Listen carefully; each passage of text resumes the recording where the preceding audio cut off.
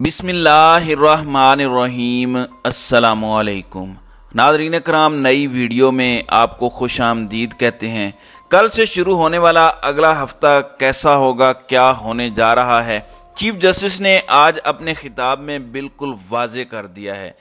3 अहम पॉइंट्स हैं, 2 आपको चीफ जस्टिस की अपनी ज़ुबानी में सुनाता हूं और एक पॉइंट जो उन्होंने खुद बताया है मैं एक्सप्लेन करता हूं कि वो कितना गहरा है। ये ज़रा आप सुने, फिर मैं आपको बताता हूं कि चीफ जस्टिस ने वाजे कर दिया लकीर के एक जस्टिस मुनीर की साइड है और एक जस्टिस कॉर्नेलियस की साइड है, और आज उनका पूरा खिताब जस्टिस कॉर्नेलियस के गिर्द घूमता था और उसी में आज उन्होंने बड़े अहम पॉइंट्स निकाले हैं। आइन 90 दिन का इलेक्शन, इसके हवाले से क्या कहता है, चीफ जस्टिस साहब ने क्या कहा है, ये ज़रा पहले आप मुलाहिजा करें। And when it comes to constitutional enforcement, we must not blink our eyes. If it says 90 days for holding elections, it is our duty to say that. It is not our choice. It is not our choice. It is our duty to say that. Instead of finding a reason why we should avoid to say that. This is what has happened. You call it controversy. I'm sorry. I'm not worthy of controversy. I'm a very humble person. You say you support us. Please don't say that. I am just one of the members of the Supreme Court of Pakistan. If you stand up for the Constitution and the law, then you must support the Supreme Court of Pakistan. जी नाज़रीन इकराम, ये वो पहला हिस्सा था जिसमें chief justice ने कहा कि अगर 90 दिन लिखे हैं आइन में तो मतलब है 90 दिन, और हमें कहना चाहिए, इसके बारे में हमें सोचना नहीं चाहिए, इसको अवॉइड करने के बहाने नहीं बनाने चाहिए। ये इशारा जस्टिस मुनीर ग्रुप की तरफ भी था और ये बाकी सियासी जमातों और इदारों की तरफ भी था कि जो आप बहाने बना रहे हैं ये दुरुस्त नहीं है, हमें अवॉइड नहीं करना चाहिए और ये तस्लीम करना चाहिए कि आइन में लिखा हुआ है 90 दिन, तो फिर 90 दिन ही।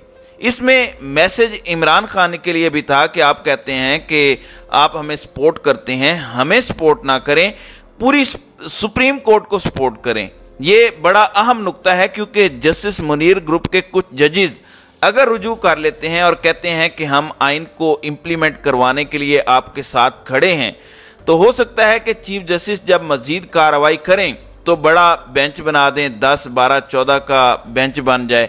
हो सकता है काजी फायज ईसा का क्योंकि कॉन्फ्लिक्ट ऑफ इंटरेस्ट है, उनको एक साबिक चीफ जस्टिस भी इमरान खान के केसेस सुनने से रोक चुके हैं, और क्योंकि इसमें इमरान खान डायरेक्टली इन्वॉल्व हैं, इन केसेस में उनका बैठना तो नहीं बनता, लेकिन 13 से 14 जजेस का बेंच बन सकता है और ये कोई इशू नहीं है अगर वो सारे जजेस रुजू कर लें। अगर वो इस बात पर नहीं अड़े हुए कि हमने नज़रिया ज़रूरत जिंदा रखना है या हमने इस्टेब्लिशमेंट की बात माननी है, तो फिर ये हो सकता है और इससे भी ज़्यादा तगड़ा फैसला आ सकता है। लेकिन ये तो एक साइड है, कोशिश की है चीफ जस्टिस ने बताने की लोगों को, लेकिन आपको दूसरी साइड समझ आएगी जो ज़्यादा इंपॉर्टेंट है, ये भी ज़रा सुनिएगा। Our judgment is there. It has a force of its own. It may not be implemented today, but it will last to the test of time and shall be implemented tomorrow.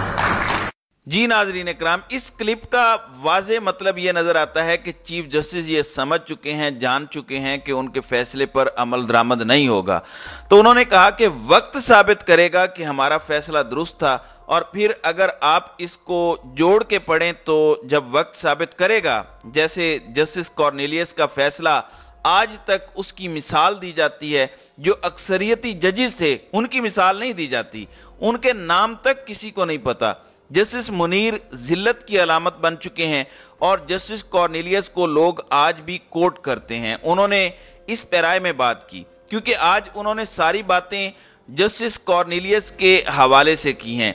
इस फैसले पर तो शायद अमल दरामद नहीं होगा, इससे एक और चीज़ का खदशा पैदा होता है कि शायद चीफ जस्टिस सख्ती भी नहीं करना चाहते, क्योंकि करेंगे तो ये उनकी हिम्मत होगी कि हम कोई नहीं इसके बारे में जजमेंट पास करने वाले। लेकिन ये बात कंफर्म है कि इन ताकतवरों की जानिब से कहा गया था कि किसी भी वफाकी हुकूमत के बंदे को, ये हमारे लाडले हैं, किसी भी वफाकी हुकूमत के बंदे को वज़ीर आज़म से लेकर नीचे तक आपने नाअहल नहीं करना। आप नाअहल कर दें, सबको कर दें, हम फिर भी इलेक्शंस नहीं होने देंगे, फ़ायदा नहीं होगा, आप पॉलिटिकल टर्मोइल क्रिएट करेंगे। तो ये एक पैगाम तो दिया गया था और बड़ी सख्ती से दिया गया था ये पैगाम। अब चीफ जस्टिस कह रहे हैं कि वक्त साबित करेगा कि हमारा फैसला दुरुस्त था 14 मई को इलेक्शंस वाला, और फिर जाके वो इम्प्लीमेंट भी हो जाएगा। ये नहीं कि 100 साल बाद किसी को लगे कि फैसला अच्छा था। ये भी हो सकता है कि चीफ जस्टिस कहें कि आ जाओ सब मैदान में, सारे के सारे कल ही सबको नोटिस कर दें और बुला दें। इशारतन चीफ जस्टिस ने यह भी कहा कि कोई रिव्यू पिटीशन कुछ भी नहीं आया, ये तो फाइनलिटी हो गई है, और आगे किसी फैसले पर आपको एतराज़ है तो फौरन रिव्यू पिटीशन दायर करें। यह भी इशारा दिया उन्होंने, हुकूमत को मौका दिया है। इसके अलावा चीफ जस्टिस ने बड़ा अहम इशारा दिया है कि 1968 मई में जस्टिस कॉर्नेलियस ने रिटायर होना था, लेकिन उनके बाद जो मोस्ट सीनियर जज थे उन्होंने मई से पहले रिटायर होना था। अगर वो पहले रिटायर हो जाते हैं और जस्टिस कॉर्नेलियस मई में होते तो वो कभी भी चीफ जस्टिस ना बन सकते। तो जस्टिस कॉर्नेलियस ने उनको चीफ जस्टिस बनाने के लिए 2 महीने पहले रिटायरमेंट ले ली। अपने साथी जज को चीफ जस्टिस बनाने के लिए 2 महीने पहले रिटायरमेंट ली। अब ये इशारा उन्होंने क्यों दिया है, ये बात क्यों की है? लोग इससे घबरा भी गए हैं कि क्या चीफ जस्टिस वक्त से पहले रिटायरमेंट लेने का इशारा दे रहे हैं? क्या इतना दबाव बढ़ गया है कि अब वो स्टैंड नहीं कर सकते, खड़े नहीं हो सकते? थोड़ा सा पीछे जाएं, जनरल बाजवा का कितना दबाव था उस वक़्त के चीफ जस्टिस पर जब पनामा का मामला आया था। अनवर ज़हीर जमाली थे उस वक़्त चीफ जस्टिस साकिब निसार से पहले। पूरा उन्होंने सुन लिया था मामला। एंड में क्रिसमस की जो दिसंबर में छुट्टियां आती हैं वो छुट्टियों पर चले गए और साथ ही रिटायर हो गए। फिर जीरो से दोबारा मामला शुरू हुआ था, आगे नया बेंच बना तो साकिब निसार आए, फिर बेंच बना।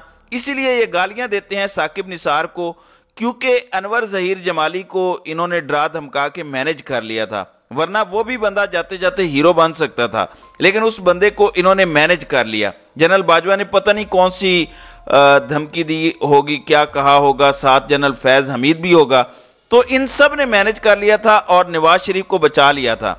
लेकिन बाद में फिर ऐसे तगड़े जा जाए कि जिन्होंने इनकी कोई बात नहीं सुनी, तो नवाज शरीफ नाअहल हुआ और घर गया। इसी तरह इस वक्त चीफ जस्टिस पर भी दबाव है, तो हमने देखना है कि क्या वो जस्टिस कॉर्नेलियस की तरह फैसला दे के बेबस होकर बैठ जाएंगे, या अक्सरियत क्योंकि उनके पास है तारीख का वो धारा मोड़ देंगे, या जस्टिस कॉर्नेलियस की मिसाल कायम करके अपने अगले जज के लिए वक्त से पहले रिटायर हो जाएंगे।